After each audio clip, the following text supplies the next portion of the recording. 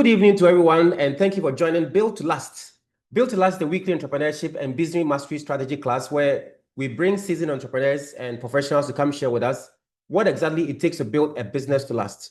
And this is because many of us have started our business before and we failed. I have failed several times in businesses, and I know many of us on the call as well probably may be struggling with your business. Well, we meet every Thursday, 7 to 8 p.m., where we invite very, very successful entrepreneurs, people that are doing well, people who have actually gone through the mill. They probably might have failed before. And as a result of that, they're able to now tell their story to encourage us, to show us the path that we can go to be able to build our business to last. Tonight is of no exception.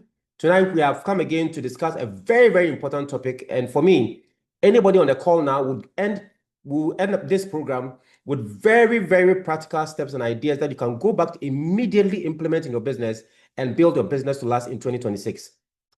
My name is Dr. Atrinba Okudia. If you call me TK, I'll be very, very okay with it. And tonight our topic is SME survival in 2026. What's changing and what still works? Key trends and strategy you must know. This topic came thoughtfully. It came through deep meditation because I'd had some calls, and my team here would also confirm that we had some calls from people asking us that this year, how it is going to be, how is 2026 going to be? Even though we have ended 2026, many of us are not too sure about exactly what is happening and what is going to happen. Of course, we have set goals, we have set our New Year resolutions and all that. And I talked about that the first day that we resume our session. And it's true, it's good to do that. But can we scientifically identify certain key trends that we, especially at the SME level, can now consider and plan tactfully around that so that we are not taken by surprise? And we all know that many times it's not because we, the business owners, at the point of the entrepreneurial level or the small business, we don't feel not because our business is bad. We don't feel not because we are not too good at what we do sometimes, but many times we get a shock from the external environment. And even from our own internal operations, it also hits us. This year, what the theme we are running with this year is this year, 2026, self-leadership, team productivity, and business growth. These are the three key phrases we are living with us at Build to Last this year. Self-leadership. How can you, the entrepreneur, the CEO, entrepreneur, lead your business, lead yourself, be able to take charge of yourself and move your team? And once you're able to move together with your team, eventually some productivity will come in and the business will grow. And one of the things we are talking about today is that how would you, the CEO of the business, understand exactly what key trends are happening, what are the ones that we should be very mindful of, what are the best advantages we can take so that we can build our business to last. And I'm going to lead a discussion tonight. And today, again, we are very, very fortunate to bring one of my very close friends, my very, very close friend, Mr. Kwame Edumante, the CEO of Focus One Group, to join us again. This is not his first time of coming here. And anytime that I call on this gentleman to come and share his experience with us, he has never said no. And I would say to all of you that please, before I even introduce him officially, please let us show some love, some emojis, some appreciation to our guest for tonight. He is somebody who knows what he's doing. He has experience across industry. In fact, the first time I got to know that he's actually into building, I was surprised because I knew this guy was a media guy. Later did I know again that he was also into the FMCGs. And now he's an engineer. He's a professional engineer, building schools, building houses, building projects. This is somebody we are going to talk to. And the most interesting thing that I know about this guy is that whatever he's going to share with us is street smart MBA. Lessons you can never get from any book anywhere. And I'm sure if you have your notebook and you have your pen ready, get ready because it's going to give you nuggets. It's going to give you ideas that will dramatically blow your mind and help you to be able to build your business to last. Ladies and gentlemen, if you are ready for tonight, for this discussion, for us to welcome Mr. Kwame Edumante, kindly type in the chat box, welcome. Let's drop it up there, and then I'll quickly introduce Kwame to share his thoughts with us tonight. Please drop in the chat box, show the emojis, show all the love, show all the welcome. Let's give him the honor to be here. Kwame, thank you very much. Welcome. So as the conversation goes on, I'm going to ask you all to be dropping your questions and comments in the chat box if you have. But if it's very critical, please raise your hand and I'll allow you to speak as the conversation goes on. As usual, this is a very interactive session and your ideas, your experiences are also very, very critical for you to bring it on board so that all of us can learn from that and build our business to last. On that note, I invite Kwame to join us now. Kwame, good evening. Good evening. TK, how are you? Dr. TK. Yay! And When then you you give hear accolades yourself. like that, I nearly punched the leave button because the fans you were giving was too much. Now, Oh no, bro, Charlie, you deserve it. I mean, anyway, when you told me you were still doing this course, I mean, I didn't get it. With all your busyness, driving to Kumasi, Accra, Takoradi, this golden circle almost every single week on the road, and still having time to do this professional course, Kwame. I keep telling you, I'm so proud of you, and you're such an inspiration to me, especially. And I get to learn a lot from you anytime that I get to know you. I get to talk to you. And thank you. you remember the last year we did a succession planning. Kwame, I watched that video more than 5 times. And I'll share the Yeah, link with you again for you to go and watch it and see the ideas you gave. One of the things I remember very well we said in that video is that if you want to build a succession plan, you want to build your business to last, it starts with the system and then the people follow. And I've never forgotten this. Bro, yeah. I'm grateful. And welcome Thank to you. welcome tonight, Kwame. So, um, I will say that, well, I'm not a motivational speaker and I'm not a professional speaker. I'm just here to share experiences. When I saw the topic, what is changing, what still works, and the key trends and strategies, I just smiled to myself because I think for the past 3 years, I also find myself in a box and things are evolving so fast that you need to pause and know where will I be in the next 5 years. I've always broken life down into quadrants. So it's assumed that by 60, everybody retires. And if you are doing the 4 quarters of the year, it means that every quarter is 15 years. So you realize that for the first 15 years, which is your first quarter, is basically education. Once you get into the next quarter, then you are getting into the work quadrant. That will be between 15 and 30. Yeah. The third quarter is purely family, growth, promotions, and all that. And that is up to 45. From 45 to 60 is the last quarter. And at that point, it's not about experimenting, it's not about speed. It's just about stability, consolidation, and making sure that after 60, you would have something that will take care of you to the rest of your numbered days that the Lord has given you. Just like businesses, this is what it is. And I would also first want to know who and who on the platform, not necessarily the names, but the sector they find themselves in. Because I'm privileged to have touched a little bit of sectors.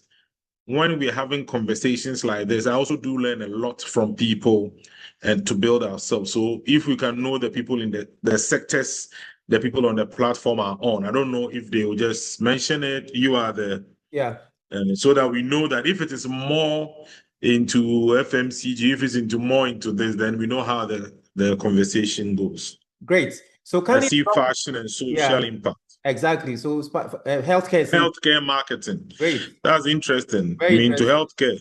healthcare. Very interested. All right. So, ladies and gentlemen, please drop your nursing. That's healthcare. Please drop the industry you work in: education, healthcare, fashion, construction, education, and all that. Please drop them in the chat box, and let's see where you are coming from. So, I would put mine there as well. Education and training. Good. So, consulting, healthcare, midwifery, education, healthcare. We seem to have a lot of healthcare people in the course. Yeah, a lot of healthcare people in there. It helps. Very good. It helps in the nuance of the conversation. Healthcare. Healthcare. Please drop it. Looks like healthcare is more. Healthcare. Yeah. Good. Okay, so tech. We have a tech. Douglas, thank you very much for joining us again. I'm so grateful, Senior. All right, so we have one tech. Okay, good. Please drop your industry. Where are you joining at? What industry do you play in? Let us know. So whilst you are dropping it, I also tell the industry I find myself in. I thought I was going to be a construction person from the onset. But as pressure and destiny will be, I found myself in media by owning, partnering, and building media stations across the country, in Takoradi, Kumasi, and Accra. But I think for the past 3 years, I've not been active in the radio business. Because I also trained as a building technologist, I'm into construction, private properties, government projects, consultancy, and the rest, which is construction related. Then typical Kumasi boy, I always say that trading comes as a last card. BBA and Fakra over. So FMCG came in and I work as a distributor for Menkish Impex, formerly for Meren San Royal, formerly for SC Johnson. And that is basically in Takrady. And the cash and carry version of it is in the Kumasi KJTR market. For the media, aside the radio, we do event and activations, we do branding, visibility. Those of you in Kumasi, if you care to know, you pass by KJTR and you see any branding on the KJTR building itself, that is handled by Focus One Media. And if you're in Accra and you see Ablekuma West Building or Asim, Boys STEM School or the Kumasi Digital Center or the Medina Adolescent Center, some of these projects were done by Focus One Construction. And if you're in Takrady and you see Heaven Products, Out, Holy, Legacy, and Co., that is handled by Focus One Distribution. So pretty much that's the space I find myself in. Other businesses also that we are in is a family business, which we started in 2012 as a pharmacy, called Cares Pharmaceuticals, which we evolved into a diagnostic center as Olive Health in Accra since 2023. And I'm the executive director for that business. And that's my last baby and it's a new area I ventured in. And it is a tough area. So for those of you in healthcare, I've learned about your locum staff, the nurses coming in, the pharmacists, the business and the regulations and all that is quite interesting. So I think we can get up straight to the point and then ask what is changing. Small scale medium enterprises pretty much are the backbone of every economy. Without it, or every country, without it, a country can't run because those big fintech, those big companies may not be able to employ all the big people in there. But that small check joint and its ecosystem takes care of about 20, 30 people. That Momo vendor on the corner there takes care of about 4 or 5 people. So those small businesses that we see that we don't see that contribute a lot. And that is how it all starts. It all starts from that small point, a small idea to scale up and then develop and go. So for me, SMEs is key. We've all not got into blue chip company status yet. We are all struggling through. Your problem might be 1,000 Ghana, mine might be 50,000. Somebody's own is 100,000. Somebody's own is 1 million. But will be our problem in the problem. So we just find a way to run about it. Now, what is changing? This thing came to mind. Now, if you want to start a business, the first thing you'll be looking out for is a location, office space and stuff. Normally comes up. But today, brick and mortar is changing. Businesses are evolving and they don't have brick and mortar. The biggest bank in quote, financial institution in Ghana now is MTN Mobile Money. But they don't have any physical branch like the banks do. Today, you don't need to pick cash to do anything. Cashless system, fintech, is changing and changing so rapidly that now people are hooked to it. Outsourcing services. Previously, you have business, you would have to do the full 360. But today, you could actually outsource part of your businesses for established teams. There are people that will come and do the cleaning for you. There are people that come and do security for you. There are people that will come and do your IT stuff and technical stuff for you. And then when it comes to delivery, that's the biggest thing in Accra now. It's changing. Then the almighty elephant in the room, AI and technology, replacing most of the things we do. It's interesting. When I was going to start this thing, the first thing I typed the subject into AI, and he gave me a write-up. So if I'm a lazy person, all I have to do is sit here, read it all to you, and you clap. Assuming it's a paid event, I'm paid. And technology just did it for me. So things are changing.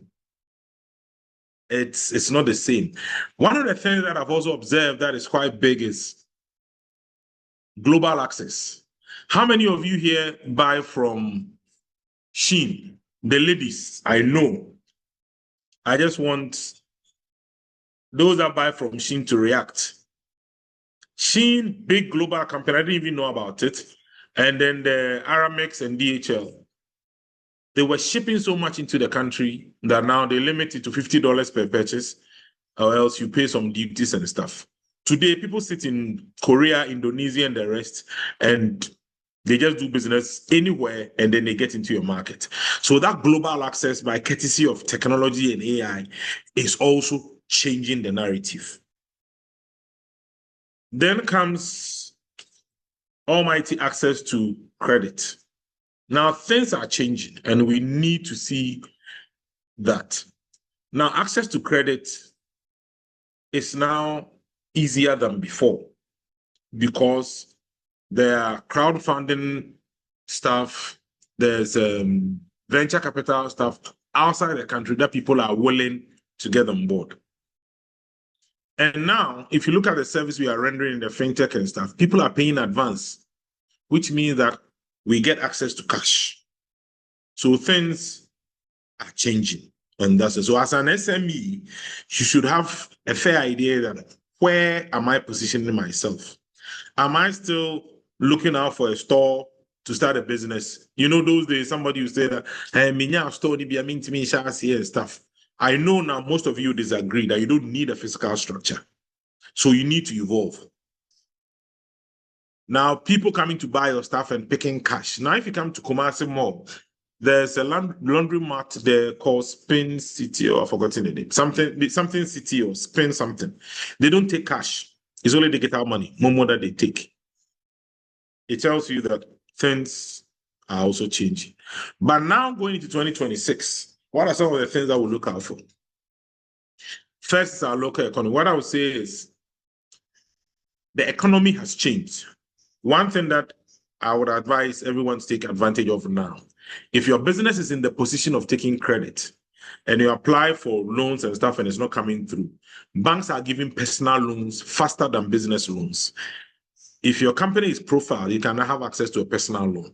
And most of you go to various banks and bank, but there are certain key things you don't do.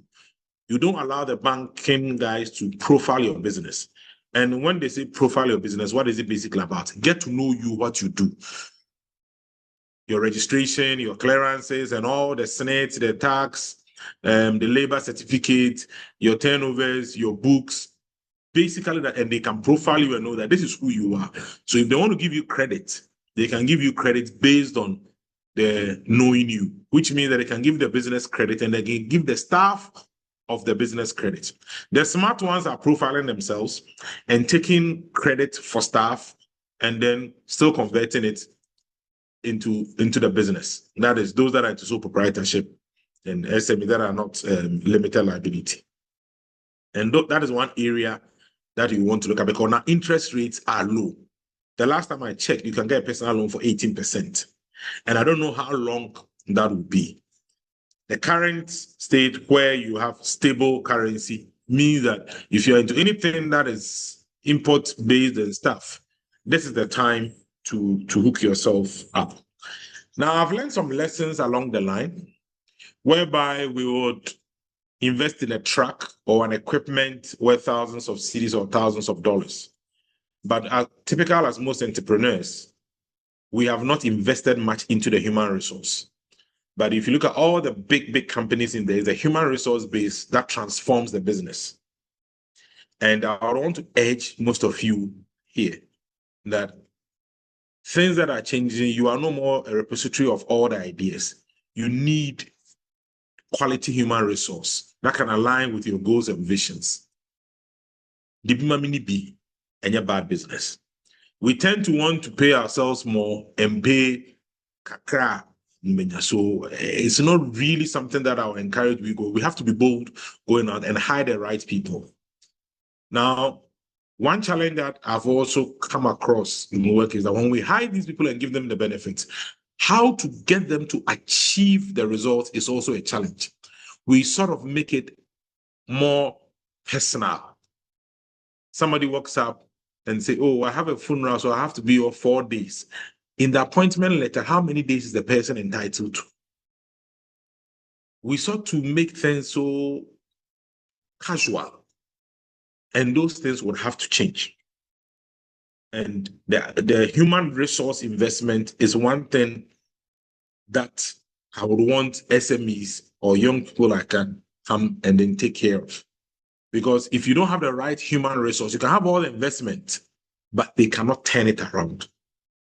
And that'll be my first part of what I think is changing. If there's any input in there, they can bring it in, since I'm not good at this talking. One thing that comes up about what is changing, the next thing that I would say is that what is not changing? Things are changing, right? But there's some things are not changing. And one thing that I found that is not changing is our attitude. Our attitude towards business, our attitude towards work, our attitude towards money, our attitude towards opportunity. That is not changing. So you see people are still doing the same thing the way they want to do stuff, and slightly add one or two things, and then that's it. Today, everybody has a business and then gets a graphic designer, posts it on social media, and then that's basically it. No. That is not changing about us, and we need to work on that. And also, our culture, that is also not changing. One day, I know we'll talk about partnerships. Our culture doesn't support partnerships, and this can be argued out. Because your mom will ask you, why they, oh, many way, many TK, hey, oh, the only now you quiet what they are now a day. No free here. The moment you mention the tribe, in Krofo, the only way say and Cheno me say Yawadia. So we are all playing in small circles and not coming up to do anything big. Have you seen the China malls that are coming up in town? You do not know one person owns the China mall and that it is not any brand. It's a group of Chinese people that come together, get a land, put the thing together, and they all own segments in that mall. And that is how the Chinese malls come up. So you see the shops at Asaf Market, or you see the shops, that long stretch there. Imagine all of them come together as one big mall and everybody has a space in there. It looks like a mall. And it attracts big numbers. But you see, in our case, we do it small. And then we go. So we are not able to evolve out of that cultural nuance of everything. I'm doing my own thing, my own small way. And they will tell you, and that, for me, sometimes is worrying. And these are things that are changing. Partnerships are coming up, but our cultural nuance and our attitude towards things does not help. So to move into 2026, these are things that we would have to look at. Because if you don't look at those things and change those things for now, it will be a big challenge. Because as it stands now, like I was telling a friend, 2026 will not reward size nor visibility, but to reward discipline. This year we find ourselves in, it's not going to reward how big you are, the number of shops you are, how well you are seen. No, it's going to reward discipline. Survival is not going to be about who has the biggest wallet, but who is managing cash. Cash flow management. Who is managing it? 2026 things you need to know. Who is managing it? The credit you get, how do you pass it on? Are you going value market or you are going volume market? You should know where you stand. The consumers we have today are very, very dynamic. They are different. The attention span is different. So if you are advertising and you think that by drumming it home every day, they get to know. No, the customer experience is key. How you use social media and the traditional media is key. But how they interface with your business and service and the personal touch is key. There's a product in town called, who knows this sugar product, St. Louis sugar. Yeah, a very old Those one. QQs, yes. Have you ever seen an advertisement of it before? No way. Before, yes, that was there and it's still there. They had a unique product, unique market, and their experience best. So it's difficult to even imitate them. Yes, there are a lot of sugar in the system, but they've stood the test of time. Understanding the customers, survival is going to be about that. What do they want? Today, people don't want to read. So when you are putting up a flyer and you are putting up 120 words trying to tell everything, they don't care. What do they want? Is it the experience they want? Is it quality? What do they want? Just give it to them. Not what you think they want. It's about what they want. And then controlling costs. Controlling costs in 2026 will be everything. We sort of spend out of emotions. For those of you that like going to funerals, you go to church, for it, and it's not within your limits. These are all little things that you need to look at. Controlling costs. Then adaptation. How well are you adapting? The mobile phones that you are holding. Today is a whole world of business. For the whole of this week, I've been in Kumasi and I've been in the room. I've worked in all the units just as I'm supposed to, by courtesy of WhatsApp, by courtesy of emails, by courtesy of virtual meetings. I'm able to link up with the construction team, do letters, do meetings. I'm able to link up with the distribution team because there are cameras in the warehouses, there are trackers in cars, there are cameras at the pharmacy, same as you, and there are systems in place that I can track. I'm able to sit here and do all that. For the radio, I can listen to all of them online and know what everybody is doing. And if I have any comments, quickly push it for the person to know. So physically, I can even be out of Ghana, but I can still be effective. Nowadays, you don't even see people writing checks, mostly online transfers and approvals. That's how money is moving. So how well are you adapting? And that is one key area that I would want us to do. Then I would say that I want to grow. Yes, everybody wants to grow. I want to grow. I want to evolve. I want to be able to evolve and go nationwide with distribution business. I want to evolve and go into property development because the middle class housing is still, deficiency is still high and people need more housing. I want to do that. Yes, I want to scale up. But growth will not come from these wild ideas. It will not come from depreciation of price war. It will come from systems, not hustle. It will come from professionalism. And it will not come from price wars, but rather differentiation. So for me, I see that 2026, if we want to grow, differentiation and not price war is key.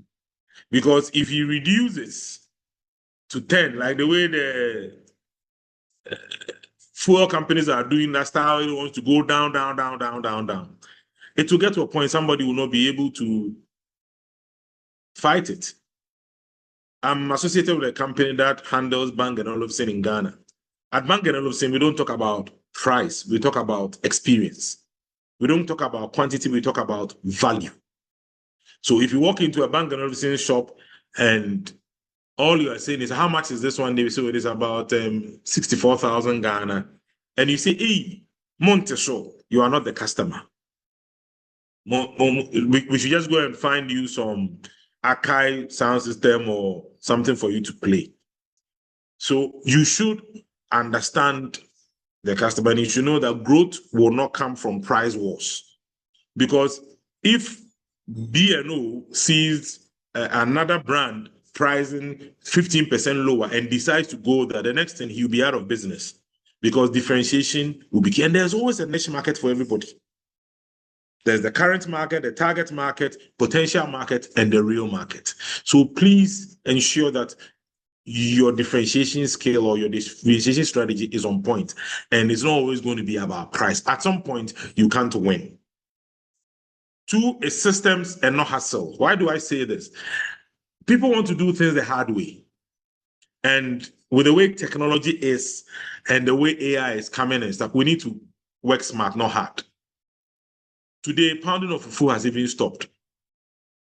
So building a system and a robust system is better, so that you don't interface with people and people don't personalize stuff, and you would have to take decisions based on emotions and stuff. Try to build a system, not a hustle. If you have a system in place, it will evolve and it will grow. And that is where growth will come from. Professionalism. That would be one key thing. If you are professional about what you do, you know that you need the right tools. Those of us in the healthcare, you know we need the scraps. You know emergency healthcare codes and stuff. You know how to talk to customers.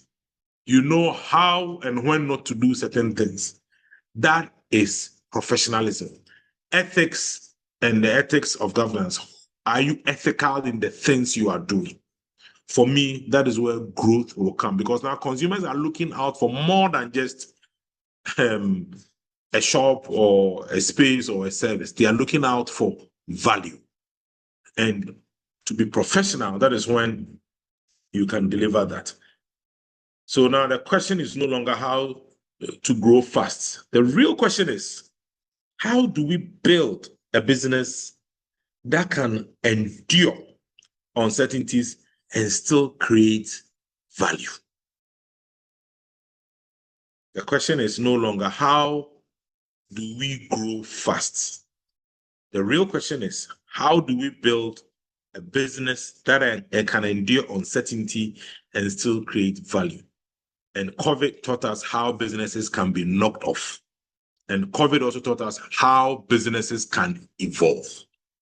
So for me, as I round up with this basic write-up that I have, so that we can get interactive and questions will flow, I would say that 2026 will not reward size nor visibility, but will reward discipline.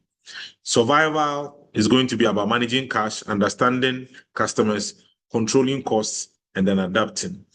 Growth for me will be from differentiation, not price, or systems, not hustle, and then professionalism. And if you want to know what is changing in our world, I'm just bringing your mind to it that brick and mortar is changing. Now you don't see financial institutions coming up with more branches and stuff again. You don't see that. You don't see businesses opening branches and stuff, but now virtual stuff. We are going cashless, and that is key. The outsourced services and AI is there. Global access to our market is also bringing external competition, but there are areas that we can have what? Access and control. What is not changing is our attitude. The same way we taught 10 years ago is the same way we are doing things. We are not punctual, it's the same thing. Our cultural setting, kakrebia, you're okay. Oh, my main in a way where the man could be, meanwhile, you have work to do. And you rather go for that social event rather than to push the business and not hire. So these are things that I have observed in the last year. Then coming to this year, I think that we need to work on, focus on, and then twist it. But there are some sectors as SMEs that you realize that we still have control as Ghanaians.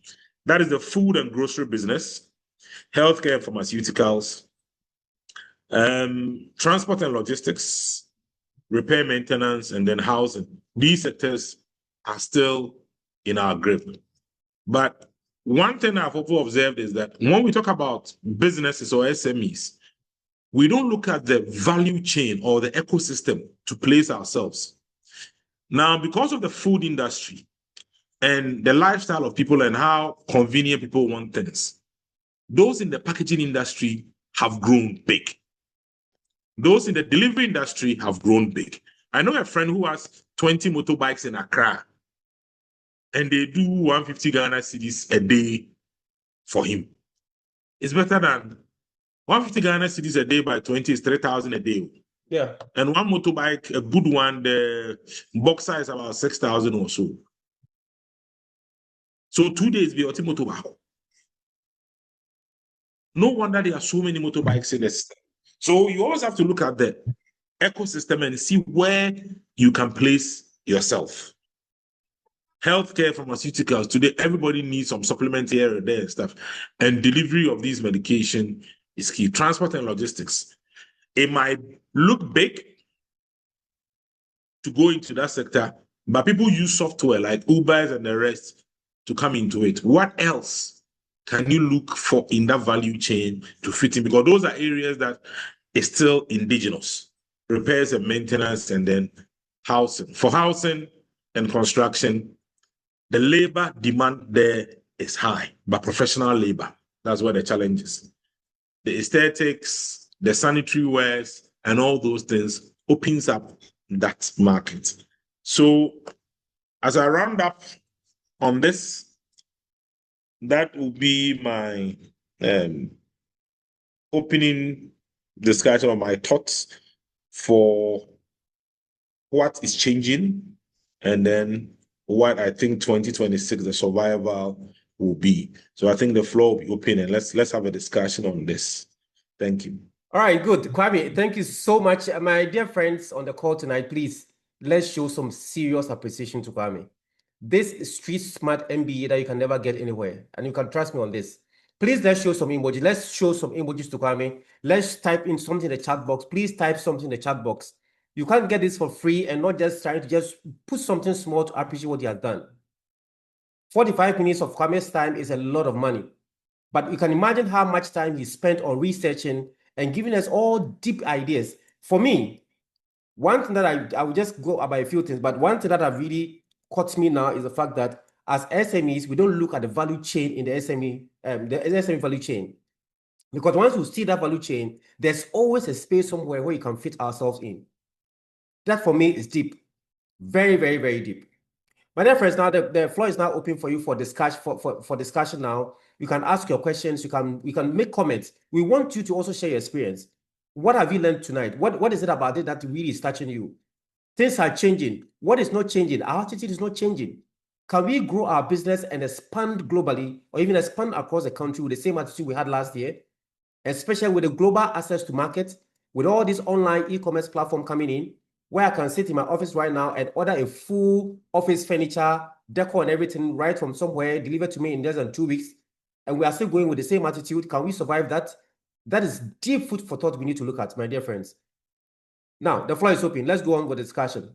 But Kwame, just before the others come in, I want to ask you a very quick question. When it comes to the issue about attitude, now I know you have hammered several times in my encounter with you several times that the only way to check attitude is to put systems in place. Does it still work? Yes, it does. Good. It does, but for the attitude, I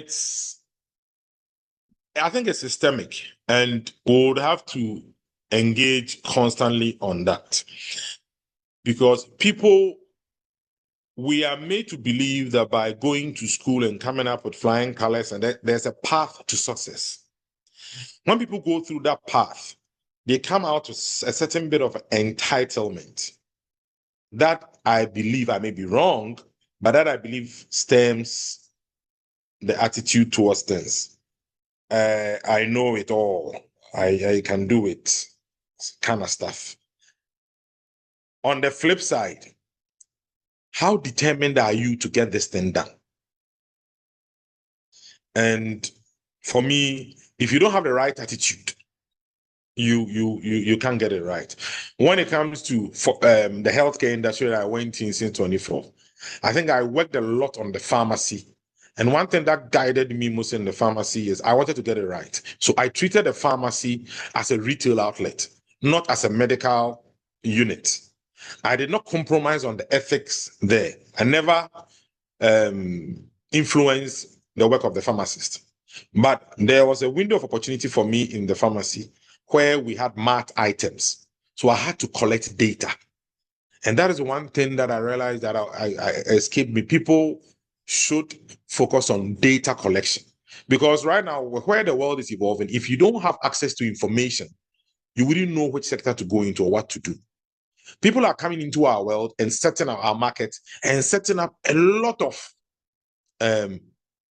businesses. Let me give you an example. In the built environment, it's foreigners that control kitchen units. Now, if you want a very good kitchen, it's foreign companies. Back in the days, those of you in Kumasi, Furniture Works, Champoni, Kuyaba Furniture, and where are they? They did not adapt. they did not see the light, they did not evolve. Today, technology has brought in chipboards and all particles and tools, and now they are going in. Why are they going into kitchens? Why are they bringing in tiles? Why are they bringing in sanitary ware? Now look at the houses we live in. Previously, 5 bedrooms, everybody will be using 2 toilets. Today, a 3-bedroom house has 4 toilets, which means that sanitary fittings will have more demand. Today, we are no more painting the floor or putting linoleum carpet there, but what are we doing? We are doing tiles. That demand will come. So if there is data in shifting trends and you don't know about it, you get stuck.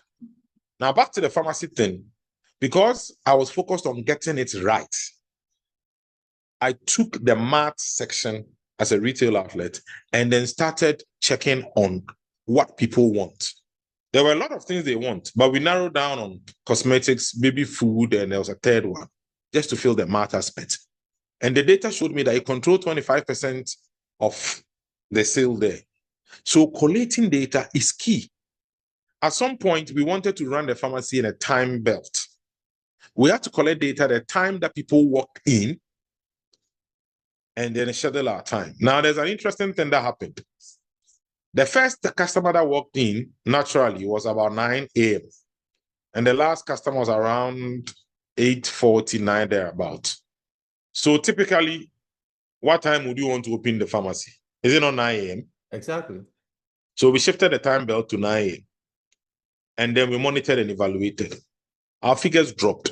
And I was surprised. So I had to go back again. We had footfall counters and mark, and then we had to go to engagements. Find out from them why they are not coming. And they said, oh, then I got to realize that, oh, so by 7 o'clock when they are passing to the office, they have it at the back of their minds that when they are coming back in the evening, that is when they will make their purchase, because our highest footfalls were in the evening. So the fact that we are not open at 7 registered that we are not available. So even though between 7 to 9, 2 solid hours, no customer is walking into the pharmacy, it has to be opened. It's a loss leader. So sometimes you need to lose some things to gain some stuff. And if you are not resilient and you don't have the right attitude to push towards to get it done, it won't happen. And one thing is, people always feel like they are working for somebody. And that is one of the things that kill businesses in Ghana. When I started career, I was working at Sky Power FM.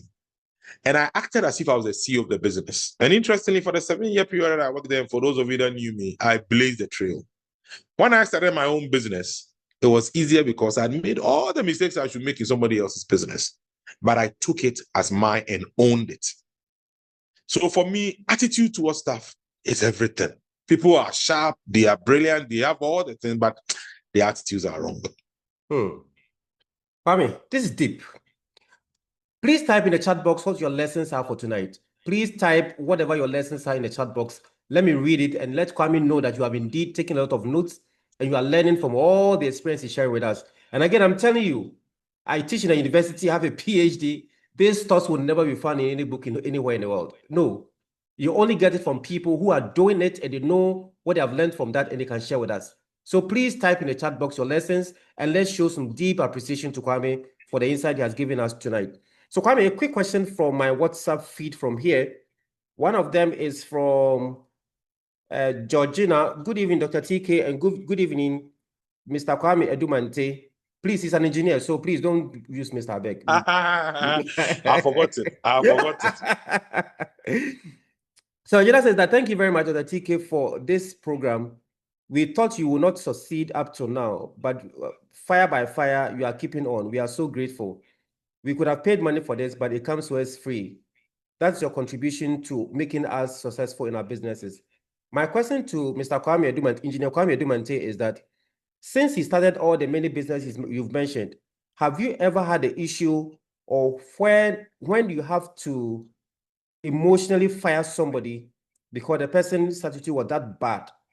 And if you had to keep the person, what else would you have done to keep this person? This deep. This deep. This, I think I've encountered it a couple of times. One thing that I've known about working with people is I categorize them into the high flyers, the underachievers, and the laggards.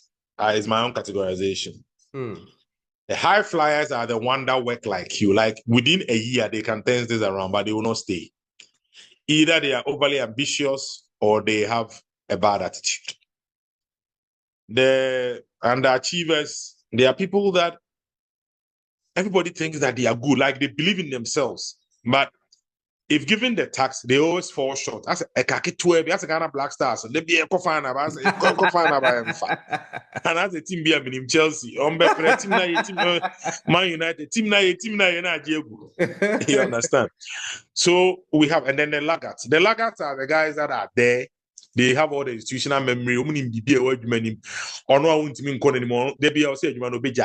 But yeah, each has a role to play. Now, with your question of somebody you needed to fire emotionally, you need to fire emotionally, it happens.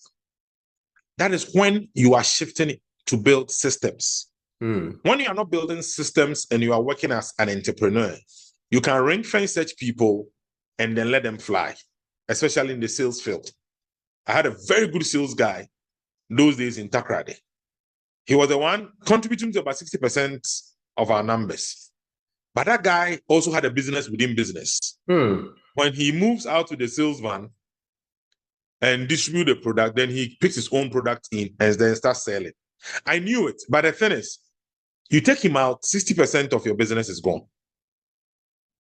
So we had to endure. But what was the way forward? The way forward was technology. We had to then introduce trackers in the car. We had to then introduce customer profiling, KYC, and then ordering from source. When I say ordering from source, before he goes to the customers, the supervisor had already spoken to them. So what it meant was the business then had control over the customers. Then we had to introduce compulsory leave system. When people go on leave, that is when you get to test. When they are not available, what happens? If truly they go on leave and your system becomes shaky, then you don't have a system. And it took us almost 6 months to put a system in place and sales team in place to be able to get the person out. We even had to get a redundancy. When I say redundancy, like a floating salesperson who would, if the guy is not there, will sit in. The same happened to me on one of our radio stations back then. And if feeling that he will attest to it. When he closes his program, he had to stay because maybe the guy will not show up, but the guy was that good. Wow. But we had to give ourselves a time frame. Let's say after 1 year, he would have given us the ratings we want, and then emotionally we have to let the person go. So it is hard, but if you don't have the systems, it will be difficult to do it. That's why I say that systems over hustle. I hope I've answered you. Systems over hustle. Very good one. 2026 will not reward the size, will not reward size, but discipline. Survivor is not about who has the biggest wallet, but who is managing it. Wow. All right. So I have another one. Okay, then before I go to the other question in my chat box, in my WhatsApp, let's see what we have in our chat box right from here. So we have Vivian say that seriously, our attitude needs to change. Yes, Vivian, very true. Let's change ours, and then it would affect everybody else in the company. So for example, I have a friend who had issues with workers coming to work late. And then he noticed that he himself was coming to work late. So technically, everybody will come to work late because if the boss is coming late, then why should I have to come earlier than the boss? So when he changed his attitude of coming to work earlier, and as soon as he gets to the office early, he's standing by the entrance of the door, just saying good morning to anybody who walks in. In less than 2 weeks, everyone started coming to work early. If we change, everything around ourselves will change. So let's do what we can to make sure that we change ourselves first and see how others will change alongside. Amafrim Poma says that engage with your customers and clients. That's the only way you'll be able to successfully meet their needs. Engage with them, talk to them. And you know that the statistics Kwame shared about the pharmacy data, that's the only way you can understand exactly what the customers are thinking. All right, thank you very much, Amma. And then my sister Dumante, Mom, thank you very much, Evelyn. Thank you for showing up. I wish I could see your sweet face this evening. All right, Evelyn says, my take home is consistency in whatever I do. reliably delivering the same high quality output, maintaining positive habits, and being visible for your customers. Please, it's important.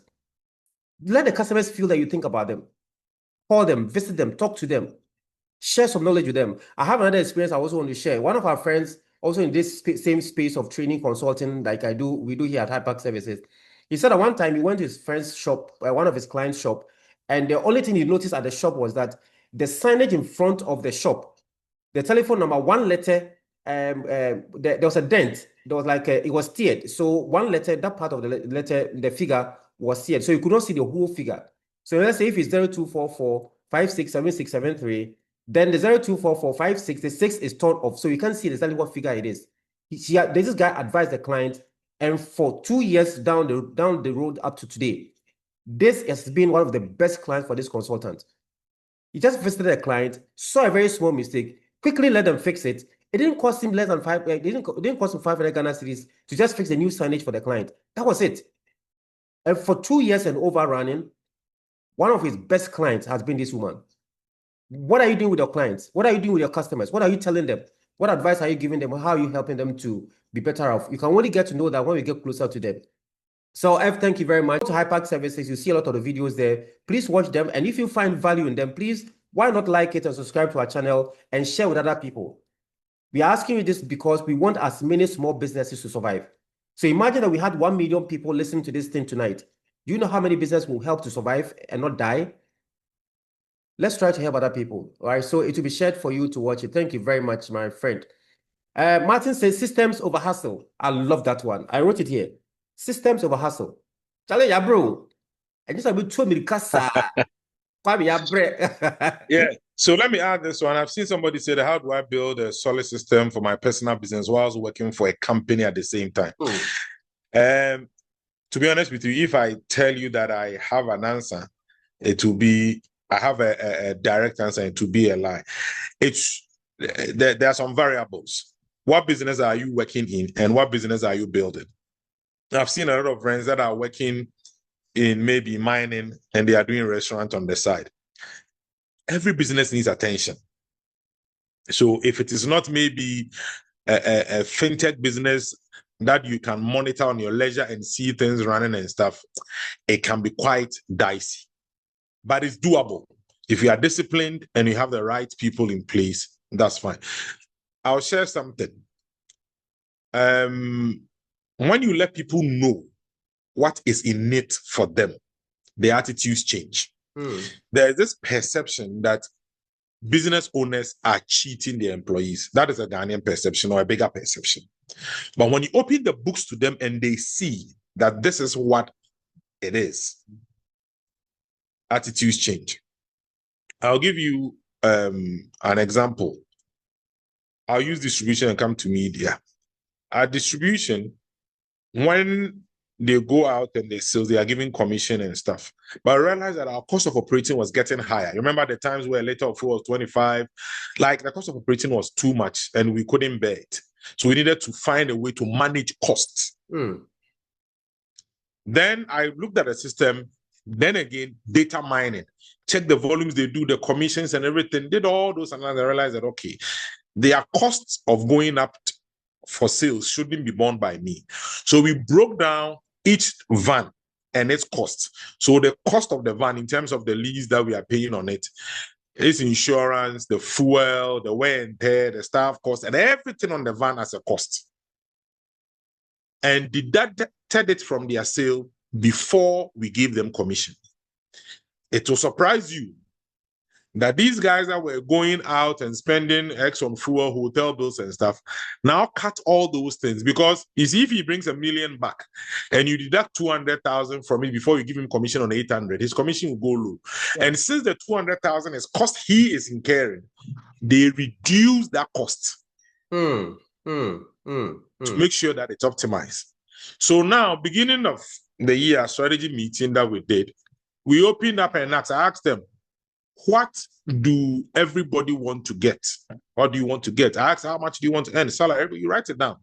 The benefits, they wanted healthcare, they wanted it. We wrote everything down. And everybody was happy with the benefits. Then we put the sales figures up there. Now, for you to get, this is the figures that we are getting. And it is not about the volume sale that we are making. It is about the net margin. So if you are able to open your business up in a way, sometimes we feel like when we open it up to our staff or people we are working with, 2-3 people, but the reality is that 100,000 turnover that you are having, it's not your money. Yours is the 3,000 on top. Into 3,000 and nothing will happen. Yeah. So if people get to know what is in it for them, and then you pay yourself, and yes, you are the boss. If you are paying yourself 10,000, he's getting 3,000. He understands.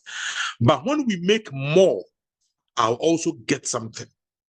That also helps in holding businesses that people are not actively involved. Like you're saying, you're in another business and you want to build something else. Also, be saying. But if you want to be lord over it, that becomes a challenge. And please stay away from, this is my friend, this is my cousin, this is my dad, so I'm putting him there on the mommy. Is the first mistake you make, especially if you are in a business and you want to push somebody there. No, it's not going to work. Wow. And that's why I always say systems. There's a hotel in Takrady that was doing solid adverts all over, and they were doing deliveries. The owner was a friend. And they realized that a particular meal goes out a lot. But some particular meals, nobody orders it. So one time a friend told him that he ordered the jollof and then the pizza and the taste wasn't good. And I said, oh, really? Are you sure? So, yeah. Then he placed the order again and then he took it and realized that it is not coming from the hotel. Long story short, they had employed somebody whose personal number is receiving the calls for the orders. And he has set up another small joint in the Fiekuma area there. And he does only jollof and I think 2 meals. That's the only 2 meals. And it's a friend jollof there. If you come up for the it will not come from the hotel. The only disadvantage was he didn't have the hotel packaging and stuff. So differentiation was key. Because they were packaging theirs in the bag and everything, then people could know that, oh, it's not coming from the hotel. And that is the only thing. And you can imagine the number of months the guy had been diverting business. So if they had built a system, know who calls in, who picks it, follow up on customers and stuff, maybe this wouldn't have happened. So I always maintain that systems over hustle is key. It's expensive. And the right human resource is expensive. But to build to last, that is your way out. Pablo, we can't thank you now for this. Is deep, very deep, very deep, very deep. Let me probably just take 2 comments from my WhatsApp feed, and I'll take a few from the ones we have in the chat box as well. So this is coming from Ali, watching all. Okay, so Ali, good evening, Dr. TK, and good evening, Engineer Kwame. This is something that every business student must be attending. Thank you very much, Dr. TK, for putting this together. Honestly, I don't know why you are still doing this for free. We should be paying you and be paying Kwame thousands of Ghana cedis every Thursday. Kwame, Ali, I agree with you. I need to pay Kwame. We need to pay him. So very soon, don't worry, we'll be charging you. You'll be paying for this, don't worry. All right, so you say that, but Kwame, my question to you is this. Have you been able to... No, Ali, you didn't think that part of it. You said, okay, how are you as a CEO of groups of companies sit down and have one dashboard to understand what is happening in your business? Because I have attention deficit disorder, and I'm wondering how I can manage even 2 businesses at the same time. How have you been able to do this in the past? And please share one thing with me. Okay, so I think multitasking didn't start one off. Yeah. I think maybe my profession my first job was a radio salesperson. And as a radio salesperson, you deal with multiple clients. At some point, I even handled Samsung West Africa from 2015 to 2020, thereabout. I handled Tigo, I handled Wenco, and stuff. So when you are handling clients like that, and you have the right attitude, and you want to understand the client and keep the business, that starts putting you into that. And I'll go on to the market and then research, and then it started picking up. So I think I started picking it up one after the other, till it got to a point my hands were full. So when I observed that, I think what helped was a professional network that I had. My educational background was just HND building technology. But most people thought I even had MBA in marketing. Yeah. But I learned from the best in the system. And when technology came, it became easier. So my typical day, I don't join social group WhatsApp platforms. I don't have any. If it's very important, I'll let my wife join and then ask her what's going on there. I'll let somebody else join. So my typical day will be WhatsApp platforms. So for the media, all the radio stations have platforms. Two Takrade ones are on one. The heads of the media institutions are on one. All the sales guys are on one platform. The distribution people are on one. Pharmacy is on one. A diagnosis is on one. We even break it further to radiology being on one. So each unit that I'm working on is on a WhatsApp platform. Some also, I have cameras that are in the facility. So if I sit down, I can go in. And then the best investment that I think we've made so far is the human resource heading them. So I am comfortable and trust those human resource and open up to them that I say. Now, as the CEO of the group, I don't sign checks. All the account numbers, everything is with the finance guy. So technically, they see everything and they hold everything. So you can't come to me for stuff. And because of that commitment and structure in it, I'm able to do other stuff and then free. So I do the thinking back end and able to juggle it from here to here. But I rely on the lieutenants on the field to make the decisions. So I think I have found myself, and that's why I was saying that we also need to invest in ourselves. I think I missed that point. We need to invest in ourselves. I went back to school in 2003 to do my BTech in construction and came to GIMPA to do project management. I just finished my exam. My last exam was on Sunday to do project management because I needed a skill set that would move me to the next level. The Takashi and the hustle and the buga that moved us from 203 to this point, I'm not sure will take you to the next level. Because when you go into meetings and the ideas and the concepts people are bringing, if you don't upgrade and invest in yourself, it will be a challenge. And now I understand how things work. And because of time, let me add this. Somebody's also saying that, Chief, you talked about data collection. And I would like to ask how you collect data from scratch.